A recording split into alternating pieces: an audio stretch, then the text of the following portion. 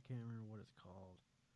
God. Well, we put brand new batteries in it. We went to investigate at the Pet Milk Building, and we went to one of the places that's really active there, and it it just almost immediately started going off Well, and did not stop until I set the it down, battery. turned it on, walked away from it, and it was good. Probably a minute or two. I just walked away from it, and it just went off and just constantly kept going until the battery was Until drained. the battery ran down,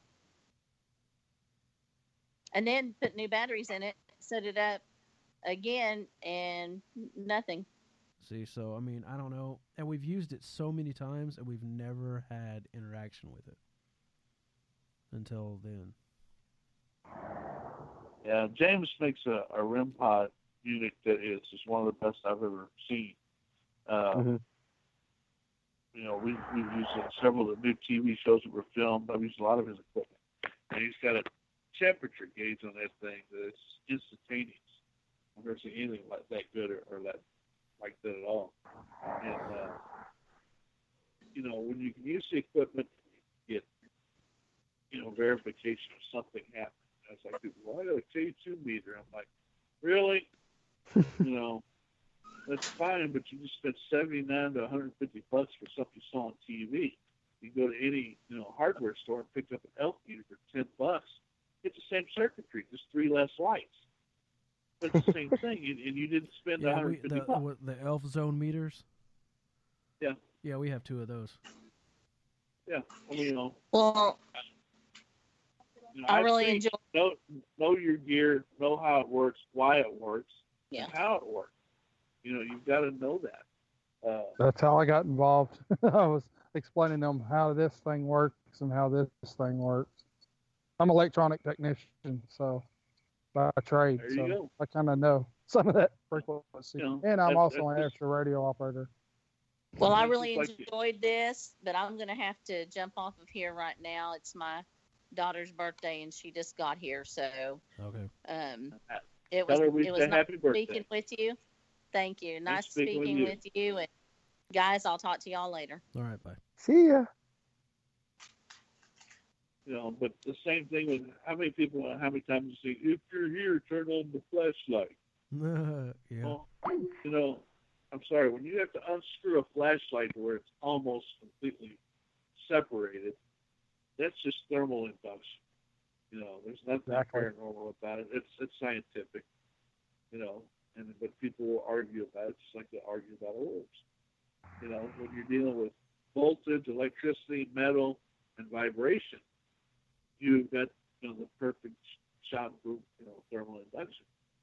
Uh, Yeah. See, again, I used to do the flashlight test, and there's only been one time that it was actually. I mean, it was pretty legit. It was very believable because I had three of them set up, and I would tell it to turn one on, and then it would turn it on until it turned off, and turn a certain one on, and it would do it. And it was constant for a good 10 minutes. I kept getting it to do it on command, but that was the only time, and well, that was years ago. And then after that, it's just never been really the same.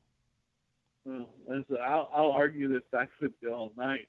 But Yeah. here's the thing: if this thing has the power to turn on a flashlight, why did you have to unscrew it to where it's barely making connection? Yeah. Number two, if it's got that much power to do it, all right. Well, James has created this new piece of equipment for me. It's a touch button. All you have to do is touch the button, and it'll turn on, or it'll turn Mhm. off. My next step is okay. Get a broken mattress, throw it in the middle of the room, so it'll light it. I see. You know, It you know, trying it's to just make it good. It's as easy as possible. That's the whole thing. Hmm. And don't overthink something, and don't try to make something do something that if it takes a push button and a hard push. Well, how many kids do you know that can actually do that? They can't.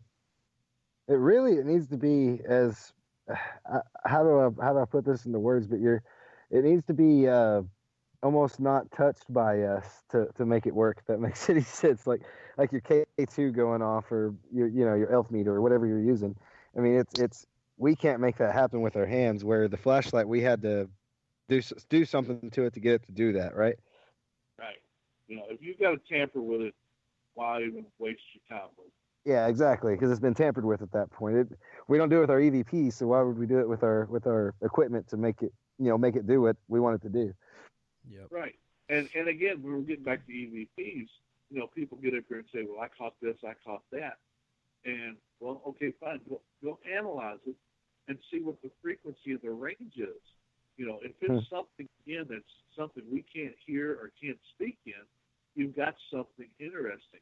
But if you've got something that's a noise, well, I think it sounds like this, well, that's your mind playing tricks on you 99% of the time, because you want it to be an EVP. Well, tell me a secret then. How do you, off of audio like that, how do you find the frequency? You get a better audio program other than Audacity. You get something like Cakewalk. I mean, again, my background is music. I've been a sound engineer and everything else. What I use for audio is Final Cut Pro X for Mac, and then I also have used Adobe Audition. Okay, Adobe Audition and Final Pro, both, as long as you've got the suite of it, you can get up here and you can check the frequency, what range of frequency is in, what MHS it's in. Well, you taught me something tonight. Do what? I said you taught me something tonight. Yeah, I'm new on the audio portion of it, so as far as the production and all that kind of crap, Max is the head guru on that. Well, here's the thing: just get up here and do a little research and say, okay, well, we can hear in this range, this hertz to this hertz. Okay, all right. Well, you sit there and you can watch that. You can see what hertz it's recorded in. But okay, now here's my EVP. All right. Well, it's separated out, and then all of a sudden you're like, wow, this is a totally different hertz range. That either is too high for an animal or too low for an animal, and definitely too low for us. And that's when you get something interesting and you can build off of. But when you've got too many variables, unless you can just isolate everything, it's like you said, Max throwing stuff out because it might not be the real thing. Yeah. You just changed my whole outlook on every EVP I just caught. We got to go back over every one of them now. No. Well, that just makes me. No. I'm not trying to be a downer. Please don't. No. Oh no, you're there's not. One EVP at the same time. Well, I was saying, Dustin, there's one EVP that we got together in Tuttle at the city hall when they were in the process of building it. They had us come in and investigate the building, and I mean, there were like no walls; it was steel beams and everything. And it was weird. we actually weren't in there. It was when it was all female were in there, and then one guy. And he's actually talking to it, like calling it out. And all of a sudden you hear this voice, and it's deep, and it's completely different from everyone, because, I mean, they're all women in there. And then just him, and he's in the middle of just calling this thing out. And then you hear it, and it echoed through the building, but they didn't hear it. It was only caught on the recorder, but you hear the echo, and it said, "No Shia," an Indian boy's name. And that was one of the coolest ones that I think was caught by one of our investigations. So, but what I'm saying, as far as going back over all of our old EVPs and stuff, is I have stuff from whenever my group was brand new, and it'll, you change that, you figure out that new range. Well, then so it cuts some of my EVPs away, but it helps me justify more that. Those EVPs were more real, if that makes any sense. You actually kind of, I don't know, excited me a little bit to sound not nerdy, Well, it's the one that sticks out to me is the Eeny, Meeny, Miny, Mo one we had with the news team. Yeah. Yes, I mean it was just that like one was cool. It was. They're sitting there filming. We're just out there, just kind of acting the part. For a Halloween production for the news crew, one of the ladies wanted to do a story on us. So, and I get this Eeny, Meeny, Miny, Mo, and that makes me want to go back and analyze that to see what frequency range it was in, Yeah, as he was because saying. Well, see, all on it our, does is it just makes it so that we can say, hey, the reason why this is definitely another spirit or whatever speaking to us is because humans and animals can't even hit that frequency. You know what I mean? yeah. Right. Science is on your side. Well, there was another EVP that I got that I think is pretty cool. We were at the old plantation, and we were upstairs, and you can go through the rooms up there, and then you can walk out to like a I guess a balcony Yeah, area balcony. where the screen's in. That's about And we were out there, and one of the investigators said they were just waiting to ask a question, and then they finally did, and they said, "How old are you?" And it came through and said 10. And I mean, it was pretty cool because it's clear, and it was caught on a recorder. It wasn't spirit box or anything like that. So I thought that one was pretty cool. No one heard it when it happened either. Was it a female? It sounded like a little. It was a little kid. It sounded like a little boy though. Oh. Hmm. So I think we ran a little bit over tonight, guys. We did. Yeah. Are you still with us, Keith? Keith, are you still there? Oh yeah, I'm here. He's just listening to us nerd out for a minute. That's okay. That's why we do this stuff. Yeah, So you just totally changed our perspective on EVP. You blew our minds just there by saying that. It's like, oh my gosh. Yeah, I we mean, I looked at this wanna- totally wrong. I want to actually look at the frequencies and actually be able to Yeah. separate them. Yeah. I've been looking at this totally wrong. Now totally wrong. You know what I mean? Yeah. I need Especially because I use the Audacity. I need the exact Yeah. exact frequency ranges is what I need to get. Yeah, Google's gonna be my friend. It's on Hey, the good luck. internet. Yeah, it's under hertz. Yeah. You're good with that part. Or HTZ. HZ, yeah. Yeah. Easy. Okay. Yeah, it was awesome having you on tonight because you totally taught us all something. Thank you very much for that. That's what we're there for, is to get up there and try to learn from each other.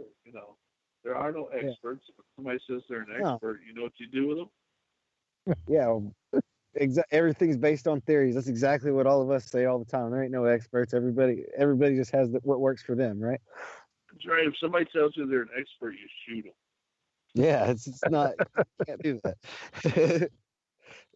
Yeah, They say Or they they're try- an expert, or they want money. That's when Yeah, you shoot them. that drives me nuts. This is for explanation and whatnot. It's not for making money off of, or else we'd all be rich. This is for Max, and try to make you believe the spirit box is real. Hey, there's been some things that were good, and the other things that people say they hear is that I don't hear it. So some things are, they're there, and then other things are just like, what did you say you heard? See, another problem I've got with the spirit box here in Louisville, a good friend of mine's name was Jim Bullock, and Jim at one time did about 90% of all the radio ads in Louisville. Okay, and we had this person who was here and said, "I've got one of Frank's original boxes, and only 34 of us tell you what it says. And but for $400, we'll do a Frank's boxes." Well, I'm sorry, that's just somebody trying to get. That's that. Number two, me and Jim Buller are sitting there listening to this, and Jim can pick out his voice on every little he could tell me what commercial it is, and this person's going, "Oh, it's saying this or it's saying that." I mean, Jim are just sitting back there rolling her eyes, cracking up, because this is what it's picking up. It's picking up radio frequency. Its attenuator is pulled out, so it's just constantly cycling. And when it hits a signal, it stops for just a brief second, And that's why I have a real problem with it, because, I've got people who are in the actual business going, "That's this, that's this, that's this." That's not saying Satan